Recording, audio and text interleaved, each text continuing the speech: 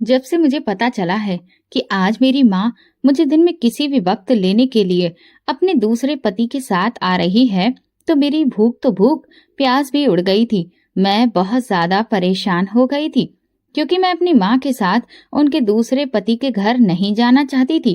पहली नजर में ही वो मुझे बिल्कुल भी अच्छे नहीं लगे थे।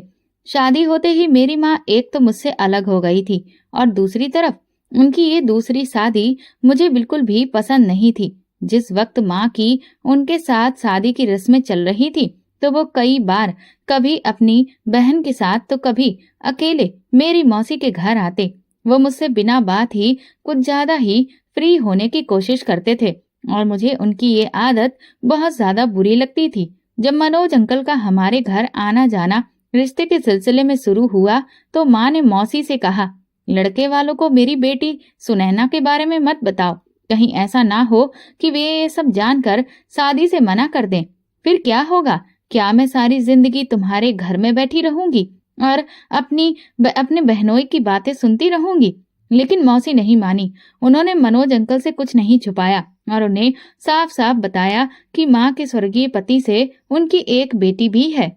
इस बात पर माँ मौसी से नाराज हो गई, मगर मौसी ने उन्हें समझाते हुए कहा, अगर मनोज को शादी के बाद किसी भी तरह से ये बात पता चल गई कि तुम्हारी एक बेटी पहले से ही है, तो फिर उस वक्त बड़ी मुश्किल हो जाएगी।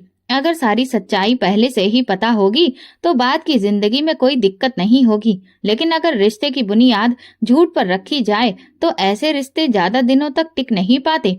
माँ ने मौसी को टोक कर जवाब दिया, शादी के बाद मैं सब संभाल लूंगी, तुम क्यों फिक्र करती हो? इस पर मौसी झुंझलाकर बोली, पता नहीं तुम कब समझदार बनोगी अनीता। तुम मुझसे उम्र में बड़ी हो, लेकिन कभी कभी बच्चों के जैसी बातें करती हो। चलो मान लिया कि तुम्हारा होने वाला पति बहुत बड़े दिल का मालिक है, लेकिन क्या तुम अपने बहनोई को नहीं जानती? वो कितने छोटे दिल वाले इंसान हैं। जब से तुम यहाँ पर आई हो, उनका मूड हर वक्त खराब रहता है।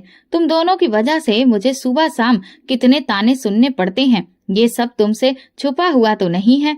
अगर बच्चों की जिम्मेदारी मेरे सिर पर ना होती तो मैं भी कब का इस पति को छोड़कर चली गई होती। मौसी ने आगे कहा, लेकिन तुम मुझे बताओ, आखिर 5 बच्चे लेकर मैं जाऊं तो कहाँ जाऊं? मेरी तो इस इंसान के साथ किस्मत ही फूट चुकी है, इसलिए मजबूरन गुजारा करना पड़ रहा है। लेकिन सच्ची बात कहूँ, बुरा मत मानना, तुम्हारी शादी हो जाए तो अपनी बेटी को भी अपने साथ ही रखना। मैं उसे अपने घर में हरगिज नहीं रख सकती। अब मैं अपने पति की बातें और बर्दाश्त नहीं कर सकती। तुम जानती हो कि जब वो गुस्से में आते हैं तो किसी भी बात का लिहाज नहीं करते। इस पर माँ चुप हो गई, लेकिन बार बार यही जोर देने की कोशिश करती रही कि मौसी उनके होने वाले पति के सामने किसी भी तरह ये जाहिर ना होने दे कि वो एक बच्चे की माँ है। लेकिन मौसी ने माँ की एक ना चलने दी और साफ शब्दों में उन्हें बता दिया कि मैं अनीता की बेटी हूँ। इस बात पर मेरी मम्मी बहुत ज्यादा बिगड़ गई, लेकिन मौसी ने मम्मी को साफ साफ कह दिया था, जो आदमी सच में तुमसे रिश्ता जोड़ना चाहता है वो तुम्हारे साथ साथ तुम्हारी बेटी को भी अपनाएगा। अगर ये आदमी तुम्हें अपना सकता है तो तुम्हारी बेटी को भी अपनाना चाहिए। दरअसल मौसी बार बार ये बात इसलिए कह रही थी क्योंकि मौसा जी अब हमें अपने घर में रखने के लिए बिल्कुल भी तैयार नहीं थे। पिताजी के मरने के बाद हमें मौसी के घर में रहते हुए लगभग 2 साल हो चुके थे, और इन 2 सालों में मैंने और माँ ने एक दिन भी चैन की सांस नहीं ली थी। मौसा जी हद से ज्यादा कंजूस थे, हर वक्त घर के खर्चों का रोना रोते रहते थे। मैं और माँ कई बार शर्मिंदा हो जाते कि हमारी वजह से वे लोग कितने परेशान हैं। उनकी अपनी फैमिली भी कोई छोटी तो नहीं थी, और ऊपर से हमारा बोझ भी उनके सिर पर आ पड़ा था। माँ ने कई बार कोशिश की कि वे कोई काम शुरू कर लें, लेकिन मौसा जी ने 2 टूक जवाब में कह दिया, अगर तुम घर से बाहर काम करने जाओगी तो फिर हमारे घर पर लौट कर मत आना। मुझे ये बिल्कुल पसंद नहीं कि हमारे घर की औरतें बाहर जाकर काम करें। यही वजह थी कि मैंने बमुश्किल 10वीं पास की और उसके बाद घर बैठ गई। अब आगे पढ़ने के लिए पैसे ही नहीं थे। हालांकि मेरी बहुत इच्छा थी कि मैं हाई स्कूल के बाद भी पढ़ाई जारी रखूं और किसी तरह कोई छोटी मोटी नौकरी कर लूं, ताकि थोड़े पैसे कमा सकूं और मौसी की मदद कर सकूं। कम से कम तब हमें यहाँ रहने के लिए थोड़ा चैन तो मिलता। लेकिन मौसी की जिद और गुस्से को देखते हुए मैं चुप हो गई। मौसा जी बड़े ही अजीब आदमी थे। ना हमें घर से बाहर काम करने देते थे और ना ही अपने घर में सुकून से खाना खाने देते थे। वे अक्सर खाने के वक्त ही खर्चों का रोना लेकर बैठ जाते थे। यही वजह थी कि शाम के वक्त अक्सर मैं और माँ भूखे पेट ही सो जाते थे। मौसी बेचारी भी हमारी वजह से ही अक्सर अपने पति की गालियों का शिकार बनती थी।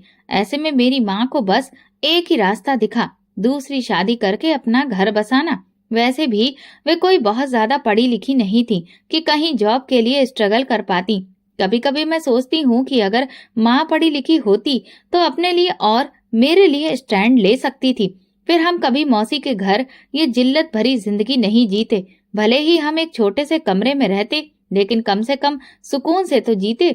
लेकिन अब माँ को अपनी तमाम मुश्किलों का हल बस दूसरी शादी में ही दिख रहा था। जब मोहल्ले की मंजू आंटी ने माँ के कान में ये बात डाली थी, अभी तो तुम जवान हो, दूसरी शादी क्यों नहीं कर लेती?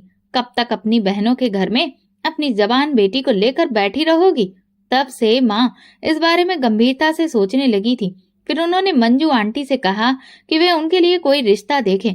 मौसा जी को भी इस पर कोई ऐतराज नहीं था। जब मंजू आंटी ने मनोज अंकल की तस्वीर लाकर माँ को दिखाई तो माँ एकदम फिदा हो गई और तुरंत हाँ कर दी। मंजू आंटी ने भी जब ये बताया कि इस आदमी की ये तीसरी शादी है तो माँ के हैरत की इंतहा नहीं रही। वो फटी फटी आंखों से उनकी तरफ देखने लगी तो मंजू आंटी एकदम से बोली कि वो अपनी 2 पत्नियों को तलाक दे चुका है क्योंकि वे चरित्र की बिल्कुल भी अच्छी नहीं थी, तो इसीलिए उसकी शादियां टूट जाने की वजह से तुम बिल्कुल भी परेशान मत होना। वो अभी भी जवान है, पैसे वाला है और इसीलिए तो तीसरी शादी कर रहा है। माँ ने कहा जब पहली 2 को तलाक दे चुका है तो फिर मुझे कोई दिक्कत नहीं है, मुझे ये रिश्ता हर तरह से मंजूर है। तो इस बात पर मेरी मौसी माँ से जल्दी से कहने लगी, तुम पहले अच्छे से उसके बारे में सारी जानकारी हासिल कर लो, इतनी जल्दबाजी मत करो, हथेली पर सरसों जमाने की कोशिश मत करो। तो माँ एकदम से बोली, बस जब मुझे मंजूर है तो फिर किसी और को ऐतराज करने की कोई भी जरूरत नहीं है। इस बात पर मौसी चुप हो गई क्योंकि वो जानती थी कि माँ हद से ज्यादा जिद्दी स्वभाव की है। दूसरी बात, मौसी अपने पति की वजह से भी बहुत परेशान थी और वो दिल से चाहती थी कि हम माँ बेटियां बस अपने घर की ही हो जाएं। मनोज अंकल जब हमारे घर रिश्ता लेकर आए तो जब उनकी नजर मुझ पर पड़ी तो वो मुझे बड़ी ही अजीब नजरों से देखने लगे। मुझे जाने कि उनके इस तरह घूर घूर कर देखने से दिक्कत होने लगी। ये मेरी उनके साथ पहली आमने सामने की मुलाकात थी जो कि मेरे लिए बिल्कुल भी अच्छी नहीं थी। इसलिए मेरी कोशिश होती थी कि जब वो हमारे घर आए तो मैं इधर उधर हो जाऊं, लेकिन फिर वो हमारे घर बहाने बहाने से आने लगे। ऐसे में अगर कभी मौसी घर पर नहीं होती तो मुझे ही उनके लिए चाय पानी लेकर ड्राइंग रूम में जाना पड़ता क्योंकि माँ तो उनके सामने जाती नहीं थी। एक दिन मैं उन्हें चाय देने ड्राइंग रूम में गई तो उन्होंने मुझे बैठने को कहा। तब मैं उनसे जरा दूरी पर रखे हुए सोफे पर बैठ गई। मुझे लगा कि शायद उन्हें मुझसे कोई बात करनी है, लेकिन वो तो मुझ पर टकटकी बांधे न जाने किन ख्यालों में खो गए थे। मैं उनकी अपने ऊपर टिकी हुई आंखें देखकर बहुत ज्यादा उलझन में पड़ गई थी। यही वजह थी कि जब मैं वहां से उठने लगी तो वो मुझे ऊट पटांग तरीके के सवाल करने लगे जिनका कोई भी सिर पैर नहीं था। मुझे ऐसा लगा जैसे वो नहीं चाहते कि मैं यहाँ से जाऊं। वो मुझे एक बहुत ही तेज नजर शिकारी की तरह लगे जो अपना शिकार अपने काबू में रखना खूब अच्छे से जानता हो। मैं दिल ही दिल में भगवान से प्रार्थना करने लगी कि हे भगवान, मौसी जल्दी से कमरे में आ जाएं ताकि मैं उठकर यहाँ से भाग जाऊं। और फिर जैसे ही मौसी चाय की ट्रे उठाकर ड्राइंग रूम में आई तो मैं बिना वक्त गवाए बगैर ही वहां से उठकर चली गई। मैं मनोज अंकल के प्रति अपनी नापसंदगी का इजहार एक दिन अपनी माँ से करने ही वाली थी, लेकिन जब मैंने अपनी माँ के चेहरे पर पिताजी के मरने के बाद पहली बार खुशी देखी तो मैं चुप हो गई। मेरी माँ एक अरसे के बाद मुस्कुराई थी। कुछ महीनों के बाद माँ की शादी हो गई और वो विदा होकर मनोज अंकल के घर चली गई। मौसी की तो पूरी कोशिश यही थी कि मैं भी माँ की विदाई के समय ही उनके साथ चली जाऊं, लेकिन मेरी मम्मी ने मुझे रोक दिया। उन्होंने कहा, मैं अभी तुम्हें अपने साथ नहीं ले जा रही, ये ठीक नहीं है, पहले मैं वहां पर जाकर माहौल देख लूं, फिर तुम्हें साथ ले जाऊंगी। माँ के फैसले पर मुझे बिल्कुल भी दुख नहीं हुआ। बल्कि मैंने तो दिल ही दिल में शुक्र किया, क्योंकि मैं तो दिल से यही चाहती थी कि माँ के साथ मुझे जाना ही ना पड़े। ये तो और भी अच्छा हो गया। माँ के जाने का दुख अपनी जगह जरूर था, लेकिन उनके साथ रहने का ख्याल आते ही मेरी जान निकलने लगती थी, क्योंकि जब मुझे मनोज अंकल की घूरती हुई नजरें याद आती तो मेरा दिल सहम जाता था।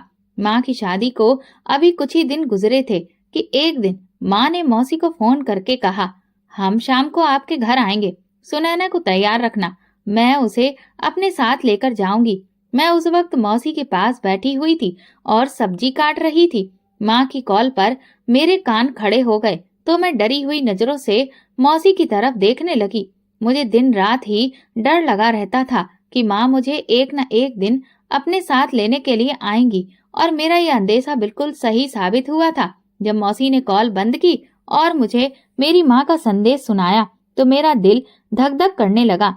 मेरा उड़ा हुआ रंग देखकर मौसी ने एकदम मेरे सिर पर हाथ रखा और कहा, पगली, तू क्यों परेशान होती है? तुझे तो अपनी माँ के साथ रहने को मिलेगा, और फिर यहाँ हमारे घर से तो कई गुना बेहतर। वहां पर तुझे माहौल मिलेगा, तुझे खाने पीने की वहां पर कोई भी तंगी नहीं है। मनोज भाई साहब का हाथ बहुत खुला है, तुम वहां पर बहुत खुश रहोगी। मैंने मौसी की तरफ देखा और कहा, मौसी, मैं माँ के साथ नहीं जाना चाहती।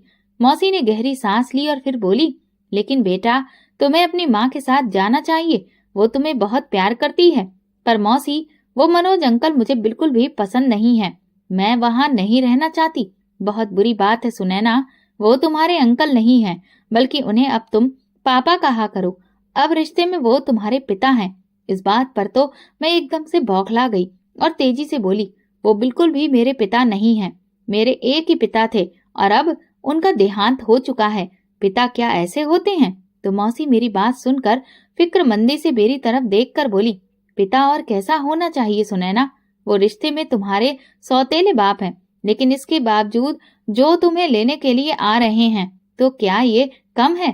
तुम खाना पीना छोड़कर इतना परेशान क्यों हो रही हो? बल्कि तुम्हें तो भगवान का शुक्रिया अदा करना चाहिए। तो मैं बोली, मैं क्या करूं मौसी, मुझे बहुत डर लगता है। मौसी ने कहा, अरे इसमें डरने वाली क्या बात है? तुम बिना बात अपने दिल में डर को बैठा रही हो। मैंने कुछ सोचा और फिर कहा, अच्छा, अगर मैं कभी आपकी तरफ आना चाहूं तो क्या मैं आ सकती हूँ? इस बात पर मौसी एकदम से मुस्कुराकर बोली, क्यों नहीं आ सकती मेरी जान? मेरे घर के दरवाजे तुम्हारे लिए हमेशा के लिए खुले हैं। जब तुम्हारा दिल करे जरूर आ जाओ। वहां जाने का मतलब ये तो नहीं है कि मौसी के घर का दरवाजा बंद हो जाएगा। मैं हमेशा तुम्हारे साथ हूँ। मौसी ने मेरी तरफ हमदर्दी से देखा, लेकिन उनकी ये तसल्ली मेरे दिल को बहलाने के लिए काफी साबित नहीं हुई, और मैं एकदम से मौसी की बात सुनकर रोने लगी। दिल ही दिल में सोचने लगी कि आखिर जो मैं महसूस कर रही हूँ उसे किन शब्दों में अपनी मौसी और माँ को बताऊं, ताकि वे मेरे अंदर बसे हुए डर को समझ जाएं। मैं खुद भी इतनी समझदार नहीं थी कि उनसे अपने अंदेशे के बारे में जिक्र कर सकती। मौसी मुझे लगातार रोते देखकर परेशान हो गई और बोली, क्या बात है सुनैना, तुम आखिर ऐसे क्यों रो रही हो? तो मैं एकदम से मौसी से कहने लगी, आप मुझे यहीं पर रहने दें, भले ही अपनी नौकरानी बना लें। मैं खुद मौसा जी के आगे हाथ जोड़कर उनसे रिक्वेस्ट करूंगी कि मुझे यहाँ पर रहने दें। इस पर मौसी ने एकदम से मुझे अपने सीने से लगा लिया और कहा, भगवान न करे कि तुम्हें कभी किसी के आगे भी हाथ जोड़ना पड़े। भगवान तुम्हारी किस्मत हम दोनों बहनों जैसी बिल्कुल भी ना लिखे। तुम्हें वे दुख ना मिले जो हमारे नसीब में लिखे हुए हैं। तुम तो खुश नसीब हो कि तुम्हारा सौतेला बाप तुम्हें खुद लेने के लिए आ रहा है। अनीता बता रही थी कि मनोज ने खुद कहा है कि सुनैना को यहाँ लेकर आओ।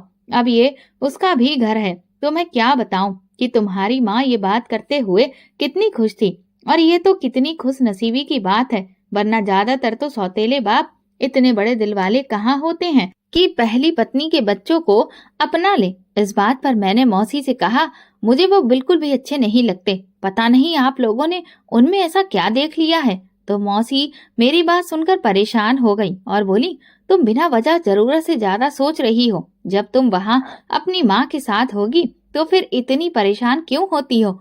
ये तुम्हारी चिंता करने की उम्र नहीं है। हम है ना तुम्हारी फिक्र करने वाले। बस अब तुम रोना धोना बंद करो और अच्छे बच्चों की तरह शाम को अपना बैग तैयार कर लेना। मौसी मेरी आंखों में आए आंसू पोंछते हुए कमरे से बाहर चली गई तो मैं फूट फूट कर रोने लगी। जाने क्यों उस वक्त मुझे अपने पिता की बहुत याद आई। काश आज वो जिंदा होते तो मैं इतनी मुश्किलों का सामना ना करती। शाम से पहले ही मम्मी अपने दूसरे पति मनोज के साथ मुझे लेने आ गई। उनके रंग ढंग देखकर मैं और मौसी हैरान रह गए थे। उन्होंने भड़कीले रंग का एक चमक धमक से भरा साड़ी पहन रखा था और बहुत डार्क मेकअप किया हुआ था। बार बार माँ खूब चहक रही थी तो मौसी उन्हें देखकर बहुत खुश हुई। माँ ने मौसी को बताया कि मनोज बहुत ही ख्याल रखने वाले पति साबित हुए हैं। मैं जो अंदेशे लेकर उनके घर गई थी वो सारे के सारे अंदेशे गलत हो गए। अब आप यहाँ से ही अंदाजा लगा लें कि वो मुझसे शादी करने के दूसरे दिन ही कहने लगे, सुनैना को यहाँ लेकर आ जाओ, वहां तुम्हारे बिना वो बेचारी परेशान हो रही होगी। माँ बात करते करते बार बार कनखियों से मेरी तरफ देखने लगी तो मैंने अपना मुंह दूसरी तरफ कर लिया। मौसी तो माँ की बातें सुनकर बहुत निश्चिंत हो गई और फिर वो चाय बनाने के लिए किचन में चली गई। तभी माँ मेरे पास आकर बैठ गई। हाँ तो सुनैना, तुमने अपना बैग पैक किया या नहीं? हम ज्यादा देर यहाँ पर नहीं ठहरेंगे। मनोज को एक जरूरी काम से कहीं जाना भी है। इस बात पर मैं झुंझलाकर माँ से बोली, माँ आप मुझे लेने क्यों आ गई? मैं यहाँ बिल्कुल ठीक थी। माँ ने मेरी तरफ हैरत से देखा और बोली, ये तुम्हारा घर नहीं है, तुम्हारा घर वहाँ है जहाँ मैं रहती हूँ। फिर वो धीरे से मेरे कान के पास आकर बोली, इस घर में जो हमने वक्त गुजारा है, भगवान वो वक्त किसी दुश्मन पर भी ना दे। कहने को तो ये मेरे भाई बहनों का घर था, लेकिन इन्होंने हमें हर वक्त सूली पर ही लटकाए रखा था। अब जब हमें सच्चे मायने में अपना खुद का घर, अपनी खुद की छत मिल गई है तो तुम इतनी परेशान क्यों हो और ऐसी जगह पर रहने के लिए क्यों मरी जा रही हो जहाँ हर पल दम घुटता रहता है। मैं तो स्तब्ध रह गई। मुझे समझ नहीं आ रहा था कि मैं अपनी माँ को कैसे समझाऊं कि कम से कम यहाँ पर मौसा जी मुझे मनोज अंकल की तरह गंदी नजरों से तो नहीं देखते। ज्यादा से ज्यादा क्या है, गुस्सा ही तो करते हैं, वो तो मैं सह लेती हूँ, लेकिन गंदी नजरों को कैसे बर्दाश्त किया जा सकता है। मगर मैं जानती थी कि माँ को ये सब समझाना बिल्कुल फिजूल है, क्योंकि एक तो मुझे उन्हें समझाना ही नहीं आ रहा था और अगर कच्चे पक्के लफ्जों में मैं उन्हें बता भी देती तो वो मेरी बात नहीं समझती, क्योंकि वो अभी मनोज अंकल के नाम की माला जप रही थी और उन्हें अभी मनोज अंकल के अलावा कुछ भी सुहाना नहीं लग रहा था। यहाँ तक कि मेरे चेहरे पर आई फिक्रमंदी पर भी वो सतर्क नहीं हुई। चाय पीते ही माँ ने मुझसे कहा, चलो सुनैना अब हमें निकलना चाहिए। तो मैंने आखिरी बार कोशिश करते हुए फिर माँ को इनकार करना चाहा और आंसू भरी नजरों से मौसी की तरफ देखा, लेकिन मौसी ने अपनी नजरें मुझसे फेर ली, जो इस बात का सबूत था कि वो मुझे यहाँ रखना नहीं चाहती। तो मैंने खुद को भगवान के हवाले कर दिया और माँ के साथ मौसी के घर से निकल आई। सामने मनोज अंकल गाड़ी लेकर आए हुए थे। वो गाड़ी खुद ड्राइव कर रहे थे तो माँ उनके साथ वाली सीट पर जाकर बैठ गई, जबकि मैं गाड़ी की बैक सीट पर जाकर अभी बैठी ही थी कि फौरन फ्रंट मिरर से दो घूरती हुई निगाहें मुझ पर जम गईं। कैसी हो सुनैना?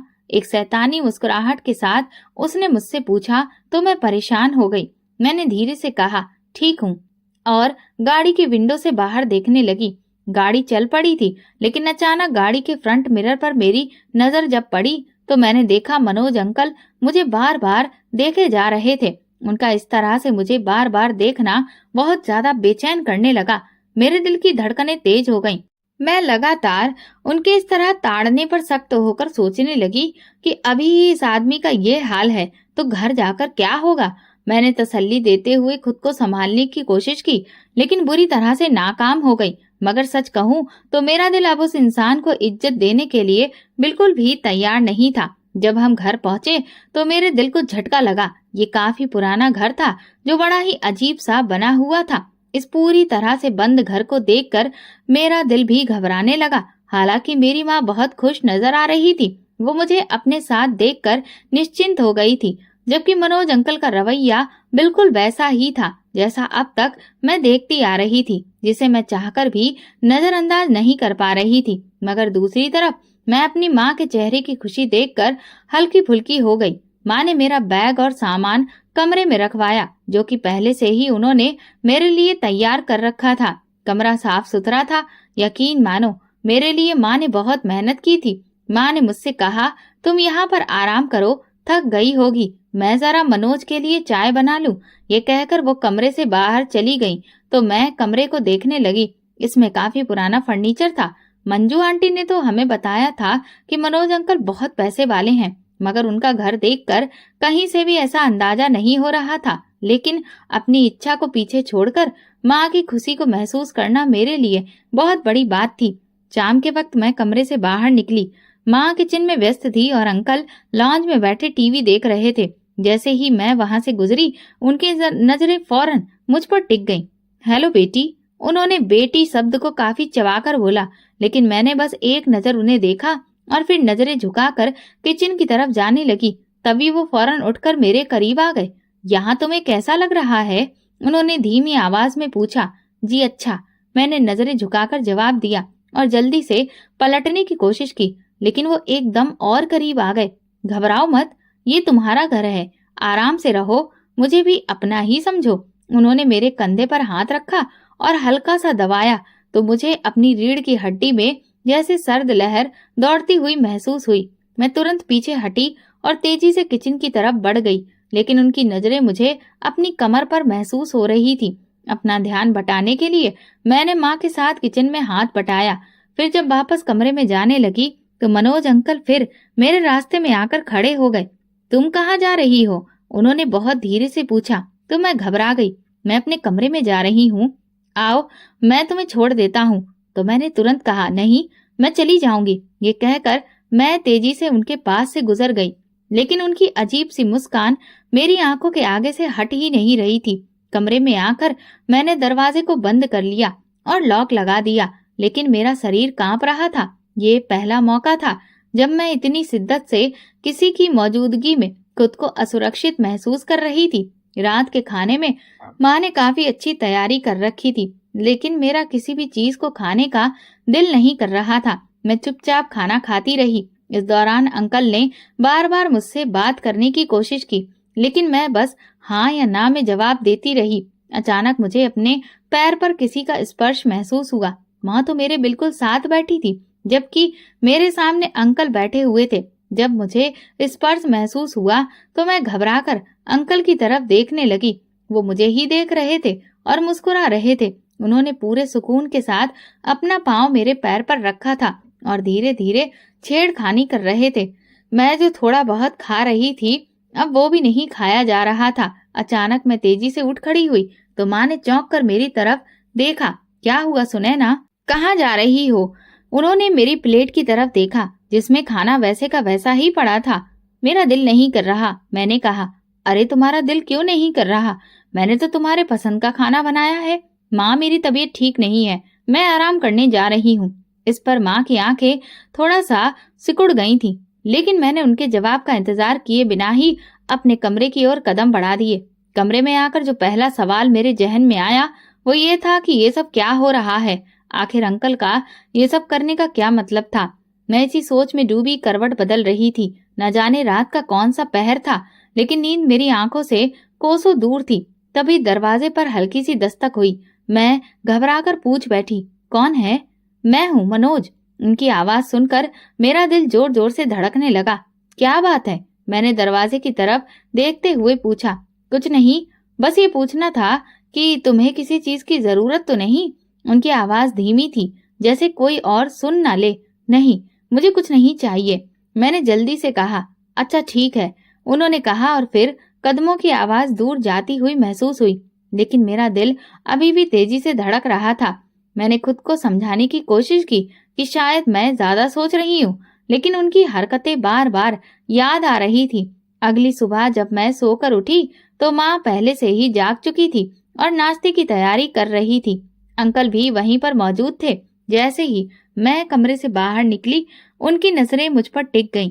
अच्छा हुआ तुम जाग गईं, मैं बस आ ही रहा था तुम्हें जगाने के लिए, उन्होंने मुस्कुराते हुए कहा। लेकिन मैंने कोई जवाब नहीं दिया और किचन की तरफ बढ़ गई। किचन में आकर मुझे कुछ भी समझ में नहीं आ रहा था कि मैं क्या करूं। मेरा दिमाग बहुत उलझन में था। तभी माँ ने कहा, नाश्ते के बाद मैं करीबी मार्केट जा रही हूँ, तुम किचन की सफाई कर देना, मैं जल्दी आ जाऊंगी। उनकी ये बात सुनकर मैं बहुत ज्यादा परेशान हो गई। मैं उनसे ये कहना चाह रही थी कि मैं भी आपके साथ जाऊंगी, लेकिन वो इतनी जल्दी में थी कि मेरी बात सुने बिना ही बाहर चली गई। मैं भी उनके जाने के बाद आंगन में आकर खड़ी हो गई।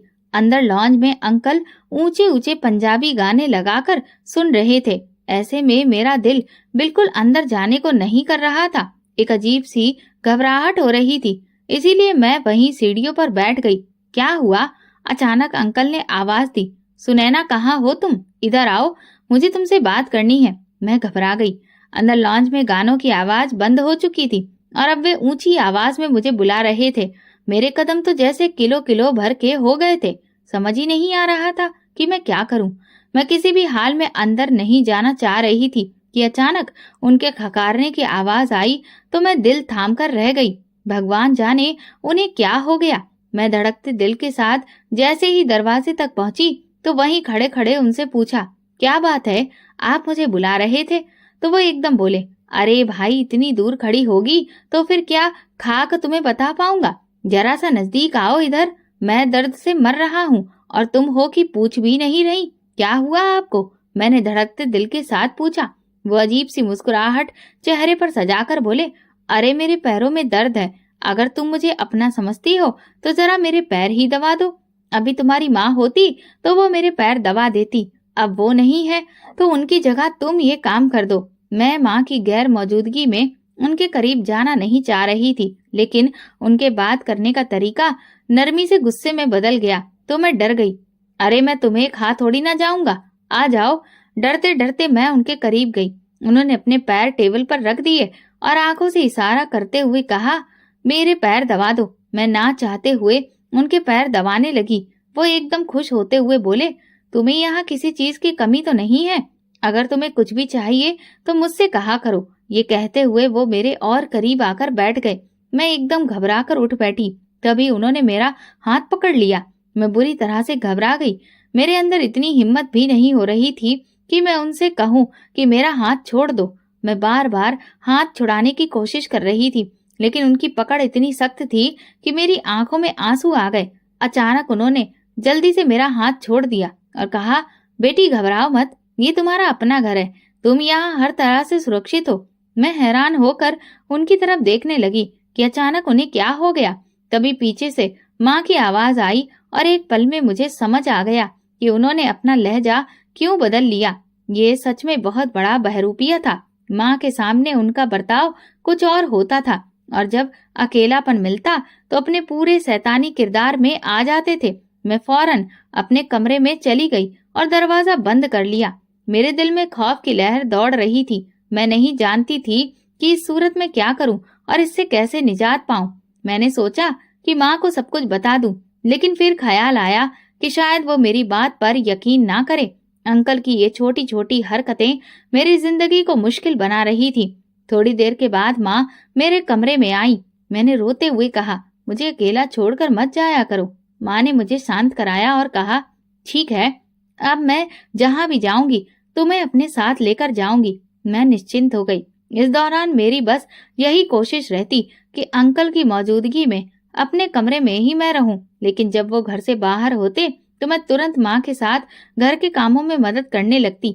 एक दिन अंकल ने माँ से कहा कि उन्हें कारोबार में बहुत नुकसान हो गया है, इसलिए घर के खर्च चलाने के लिए उन्हें कहीं नौकरी करनी पड़ेगी। माँ परेशान हो गई और बोली, मेरी तो पढ़ाई लिखाई भी कुछ खास नहीं है और ना ही मुझे कोई खास हुनर आता है, मैं क्या नौकरी करूंगी। इस पर अंकल बोले, इसमें पढ़ाई लिखाई या हुनर की कोई जरूरत नहीं है। ये एक अचार की फैक्ट्री है और तुम्हें बस वहां पर पैकिंग करनी है। ये कोई मुश्किल काम नहीं है। हफ्ता 10 दिन में सारा काम तुम सीख जाओगी। माँ खामोश हो गई, लेकिन मैं परेशान थी। जैसे ही अंकल घर से बाहर निकले, मैंने माँ से कहा, माँ आप जहाँ भी नौकरी करने जाएं, मुझे भी अपने साथ ले जाइए। मैंने गुस्से में कहा तो माँ परेशान हो गई। ठीक है, कल तुम भी मेरे साथ चलना, उन्होंने कहा। अगले दिन जब अंकल माँ को फैक्ट्री छोड़ने जा रहे थे तो मैं भी साथ चल पड़ी। इस पर अंकल ने गुस्से से माँ की तरफ देखा और बोले, इसको किधर लेकर जा रही हो? माँ ने कहा, ये अकेले कैसे रहेगी? इस पर वो माँ पर बिगड़ गए। ये घर है मेरा, तुम्हारे बहनोई का तबेला नहीं है। कि इसमें रहते हुए तुम्हारी बेटी डर जाएगी, और वैसे भी फैक्ट्री में वही लोग जाते हैं जिन्हें काम करना होता है, उनके साथ किसी और को अंदर जाने की इजाजत नहीं होती। माँ ने कहा, ठीक है, ये भी फैक्ट्री में काम कर लेगी, इसे घर में बैठकर बोरियत ही तो होती है। अंकल एकदम बोले, कोई जरूरत नहीं है इसे फैक्ट्री में काम करने की। वैसे भी मैंने कौन सा तुमसे सारी जिंदगी काम करवाना है, बस कुछ महीनों की बात है, मेरा कारोबार फिर से जम जाएगा तो तुम घर में बैठकर राज करना। माँ खामोश हो गई, क्योंकि वो जानती थी कि अगर ज्यादा बहस की तो उनके पति का मूड इतना खराब हो जाएगा कि लेने के देने पड़ जाएंगे। वो उनके साथ चुपचाप चली गई, जबकि मैं ये सोचकर परेशान थी कि अब मेरा क्या होगा। जब माँ फैक्ट्री चली जाती तो अंकल अक्सर बहाने से मुझे अपने कमरे में बुलाते। कभी कहते कि सिर में दर्द है, कभी कहते कि पैर दबाओ। वो हर वक्त मेरे आसपास ही घूमते रहते। जब उन्हें एहसास हुआ कि मैं शिकायत नहीं करती तो वो और भी ज्यादा दिलेर हो गए। अब तो बिना किसी झिझक के मेरे पास आते और बेशर्मी से बातें करने लगते।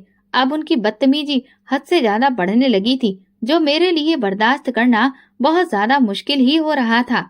मैं आखिर कब तक उन पर पर्दा डालती। एक दिन मैंने फैसला किया कि मुझे अब माँ को सब कुछ बता देना चाहिए। आखिर मैं उनके पति की गलत हरकतों को क्यों छुपाऊं, बल्कि उन्हें साफ साफ बता दूंगी कि आपको फैक्ट्री में भिजवाने के बाद ये आदमी सारा दिन घर में बैठा रहता है और मुझे परेशान करता है। शायद ये सब जानने के बाद माँ कोई बेहतर फैसला करने की स्थिति में आ जाए। इसलिए मैं माँ का बेसब्री से इंतजार करने लगी। जब वो शाम को लौटी तो मैंने मौका देखकर माँ को सारी बात बता दी। माँ ने पूरी गंभीरता के साथ मेरी सारी बातें सुनी और गहरी सोच में डूब गई। फिर उन्होंने मौसी से बात की और कहा, सुनैना को आप अपने घर में रख लीजिए। लेकिन मौसी ने दो टूक अंदाज में माँ को मना कर दिया और कहा, तुम माँ बेटियां अब अपने मामलों को खुद ही सुलझाओ, मैं पहले ही बहुत परेशान हूँ। उन दिनों मौसा जी का एक्सीडेंट हो गया था और टांग टूटने की वजह से वे चारपाई पर ही पड़े रहते थे।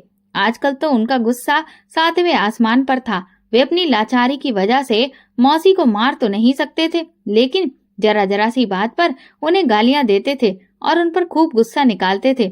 इस स्थिति में मौसी ने माँ से पूरी तरह से हाथ पीछे खींच लिया, जिससे माँ और भी परेशान हो गई। मुझे लगता था कि माँ कोई ना कोई हल निकालेंगी, लेकिन जब माँ ने कहा, तुम इस मामले में चुप रहो और जब मैं घर पर ना हुआ करूं तो कमरे से बाहर मत निकला करो, बस अपने कमरे को अंदर से लॉक लगाकर चुपचाप बैठी रहा करो, तो मुझे अपनी माँ पर हैरत हुई। ये किसी मुश्किल का हल नहीं था। इस पर माँ ने कहा, फिर मैं भी क्या करूं, तुम ही बताओ। तुम्हें मैं अपने साथ लेकर जा नहीं सकती, तुम्हारी मौसी के घर मैं तुम्हें छोड़ नहीं सकती, तो अब इसका भला और क्या हल बचा। यही तो एकमात्र उपाय बचता था कि मैं उनके आने तक कमरे में बंद रहूं। माँ की बात सुनकर मैं चुप हो गई। मुझे लगने लगा कि जैसे मैं अपनी माँ के होते हुए भी बिल्कुल अकेली हो गई हूँ। पहले तो मुझे अपनी माँ पर गर्व था कि वे मुझे किसी भी परेशानी में पड़ने नहीं देंगी, लेकिन अब लग रहा था कि वे अपना घर बचाने की खातिर मेरी इज्जत को भी दांव पर लगाने को तैयार थीं। अब मुझे खुद ही कुछ करना था, क्योंकि मैं अंकल के गंदे हाथों को अपनी तरफ बढ़ते हुए देख रही थी। हालात की मार खाकर वक्त से पहले ही मैं बड़ी हो गई थी। मुझे अच्छे और बुरे का बहुत अच्छे से एहसास हो गया था। एक दिन जब माँ फैक्ट्री गई तो मैंने रोते ही खुद को कमरे में बंद कर लिया और कुंडी लगा दी। मैंने तय कर लिया कि जब माँ आएंगी तभी मैं कमरे से बाहर निकलूंगी।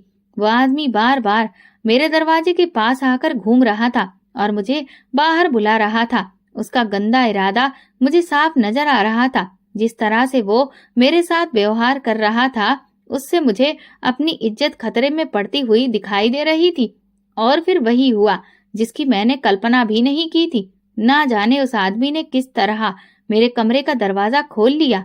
हालांकि मैंने दरवाजा अंदर से मजबूती से बंद किया था, लेकिन वो जैसे ही मेरे कमरे में दाखिल हुआ, मैं रूम के कोने में खड़ी हो गई।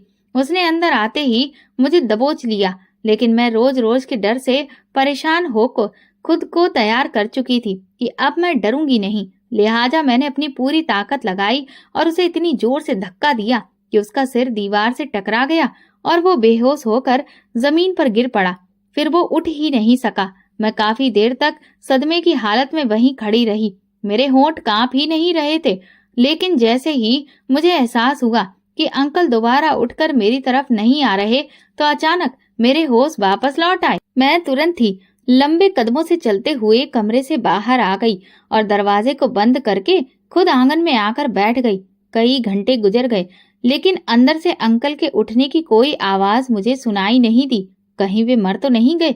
अचानक ये सोच आते ही मैं बुरी तरह से घबरा गई और बार बार अपने हाथों की तरफ देखने लगी कि कहीं मेरे धक्का देने की वजह से वे मर तो नहीं गए।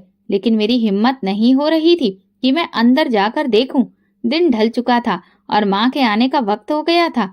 मैं बेचैनी से आंगन में चक्कर काटने लगी। इतने में दरवाजे पर दस्तक हुई तो मैं दौड़कर दरवाजा खोलने गई। सामने माँ खड़ी थी। मेरे चेहरे पर परेशानी देख वे घबरा कर बोली, सब ठीक तो है सुनैना, क्या बात हो गई, क्यों घबराई हुई हो? मैं रो पड़ी और कहा, वो अंदर अंकल। माँ एकदम से घबरा कर मेरी तरफ देखने लगी। क्या हुआ मनोज को? तो मैं उन्हें लेकर अपने कमरे में गई। माँ ने देखा कि उनके पति मर चुके थे। वे हक्का बक्का मेरी तरफ देखने लगी। मैंने रोते हुए उन्हें सब कुछ बता दिया। माँ अपना सिर पकड़कर बैठ गई, फिर एकदम से उठी और उन्होंने मुझसे कहा, ये सब मैंने किया है, खबरदार अगर तुमने अपने मुंह से एक भी शब्द निकाला। माँ की बात सुनकर मैं परेशान हो गई। मैंने मन में सोचा, लेकिन अंकल की जान तो मेरे हाथों से गई है, फिर आप क्यों अपने सिर पर ये इल्जाम ले रही हैं? माँ ने मुझसे कहा, मैं तो अपनी आधी जिंदगी गुजार चुकी हूँ। अगर बाकी जेल में भी गुजर गई तो मुझे कोई फर्क नहीं पड़ता, लेकिन तुम्हारे सामने अभी पूरी जिंदगी पड़ी हुई है। कोई भी हरकत मत करना, जैसा कह रही हूँ वैसा ही करो। माँ ने मौसी को फोन किया और उन्हें बुला लिया। फिर उन्होंने मौसी से कहा, इसका बहुत ख्याल रखना। इसके बाद माँ ने पुलिस को फोन किया और आधे घंटे के अंदर ही पुलिस हमारे घर आ पहुंची। माँ ने खुद अपने जुर्म का इकरार करते हुए सारा इल्जाम अपने सिर पर ले लिया। जिस दिन माँ को जेल हुई उस दिन मैं बहुत रोई। मेरी वजह से मेरी माँ आज इस हाल में पहुंच गई थी। लेकिन माँ मुझे समझाने लगी, मैंने तुम्हारे लिए कोई कसर नहीं छोड़ी। काश मेरी आंखों पर पट्टी ना बंधी होती तो तुम उस दरिंदे के हाथों इतनी परेशान ना होती। माँ को बहुत पछतावा था, लेकिन अब कुछ नहीं हो सकता था। मैं पलटकर मौसी के घर चली गई, क्योंकि उनके अलावा इस दुनिया में मेरा और कोई ठिकाना नहीं था। मैंने मन में सोचा कि मैं अनाथालय चली जाऊं, लेकिन मौसी ने मुझसे कहा, अनाथालय में तो लड़कियों की इज्जत और भी ज्यादा असुरक्षित होती है, इसलिए मैं तुम्हें वहां छोड़ने का कोई भी जोखिम नहीं ले सकती। बस अगर तुम्हारे मौसा जी तुमसे कुछ भी कहें तो अपने कान बंद करके जिंदगी गुजारने की कोशिश करना। और फिर मैंने ऐसा ही किया। जब तक मौसा जी जिंदा रहे मैंने कोशिश की कि उनके सामने ही ना आऊं और चुपचाप अपना वक्त गुजारती रही। लेकिन उनकी मौत के बाद मेरी जिंदगी में जैसे एक सुकून आ गया। मौसी ने घर का खर्च चलाने के लिए पास की फैक्ट्री में नौकरी कर ली और मैंने भी घर के पास एक स्कूल में टीचिंग शुरू कर दी। मेरी और मौसी की आमदनी से घर का खर्च अच्छे से चलने लगा। साथ ही मैंने अपनी पढ़ाई भी जारी रखी, क्योंकि मैं चाहती थी कि पढ़ लिख कर अपने पैरों पर खड़ी हो जाऊं। जिंदगी मेरे लिए फूलों की सेज नहीं थी और ना ही मैंने अपनी जिंदगी में कोई उम्मीद बांधी थी कि कोई आएगा और मुझे इन मुश्किल हालातों से निकालेगा। मुझे जो भी करना था खुद ही करना था। इसीलिए मैंने अपने मन को तैयार कर लिया कि अब मुझे किसी से नहीं डरना और बस आगे बढ़ते रहना है। इस भागती दौड़ती जिंदगी में अगर कभी माँ की याद बहुत ज्यादा सताती तो मैं उनसे मिलने जेल चली जाती। एक दिन जब मैं उनसे मिलने गई तो अचानक माँ की दर्दनाक चीखें मेरे कानों में पड़ी। मैं तुरंत घर आ गई, क्योंकि वेटिंग रूम के पास ही माँ की सेल थी और मैं उनकी आवाज हजारों में भी पहचान सकती थी। मैं एकदम से उठकर खड़ी हो गई और ड्यूटी पर खड़े कांस्टेबल से मिन्नतें करने लगी कि मुझे मेरी माँ के पास ले चलो। मेरी आवाज में इतना दर्द था कि कांस्टेबल ने मुझे रोता देखकर मेरी मदद करने के लिए हामी भर दी। फिर वो मुझे लेकर उस सेल के पास आया जहां मेरी माँ बंद थी। जैसे ही मैं सेल के अंदर गई तो मुझ पर कयामत टूट पड़ी। माँ दर्द से करा रही थी और इस पीड़ा को सहकर उन्होंने एक चांद से बेटे को जन्म दिया था। अब वो एक बेटे की माँ बन चुकी थी। ये बच्चा माँ और मनोज अंकल का था, लेकिन माँ को अब मनोज और उसकी याद दिलाने वाली हर निशानी से नफरत हो गई थी। यही वजह थी कि उन्होंने उस बच्चे की तरफ देखना भी गवारा नहीं किया। उन्होंने डॉक्टर से कहा, इस बच्चे को मेरी नजरों से दूर कर दो, मुझे ये बच्चा नहीं चाहिए जिसके बाप ने मेरी बेटी की जिंदगी को बर्बाद करने की कोशिश की। भला मैं उसके बेटे को क्यों पालूं? माँ की बातें सुनकर मैं परेशान हो गई। मैंने उन्हें समझाने की कोशिश की। माँ, इस मासूम बच्चे का क्या कसूर है? माँ मेरी तरफ देखकर रोने लगी। किसी का कोई कसूर नहीं है, बस मेरे फैसले ही गलत थे। मैंने अपनी जिंदगी भी बर्बाद की और तुम्हारी भी। मैंने उन्हें तसल्ली दी, माँ सब ठीक हो जाएगा, आप परेशान मत हो। फिर मैंने वो बच्चा चुपके से अपनी माँ के पास से उठा लिया। ये बच्चा उस शख्स का था जिससे मुझे पूरी दुनिया में सबसे ज्यादा नफरत थी, लेकिन मैंने अपनी जिंदगी का ये मकसद बना लिया था कि मैं इसे एक बेहतरीन इंसान बनाऊंगी जिस पर ये दुनिया गर्व करेगी। मैं इसे सिखाऊंगी कि एक अच्छा इंसान क्या होता है। मैं बच्चे को लेकर घर आ गई और उसे पालने की पूरी जिम्मेदारी निभाने लगी। माँ की जेल में ही कुछ समय बाद मृत्यु हो गई। उनकी मौत के कुछ महीनों के बाद मेरा एक रिश्ता आया तो मौसी ने चुपचाप मेरी शादी कर दी और मुझे विदा कर दिया। भगवान की दुआ से आज मैं अपनी पढ़ाई पूरी करके अपने पैरों पर खड़ी हूँ। मैं अपनी कहानी से हर लड़की को ये बताना चाहती हूँ कि जिंदगी में अगर मुश्किलें आ भी जाएं तो उनसे घबराना नहीं चाहिए, बल्कि डट कर उनका मुकाबला करना चाहिए। दोस्तों, अगर आपको हमारी कहानी पसंद आई हो तो कमेंट करके जरूर बताइए। वीडियो को लाइक करें और ज्यादा से ज्यादा शेयर करें। अगर आप चैनल पर नए हैं तो सब्सक्राइब जरूर करें और नोटिफिकेशन बेल को दबाएं ताकि अगली अपडेट सबसे पहले आपको मिले। धन्यवाद।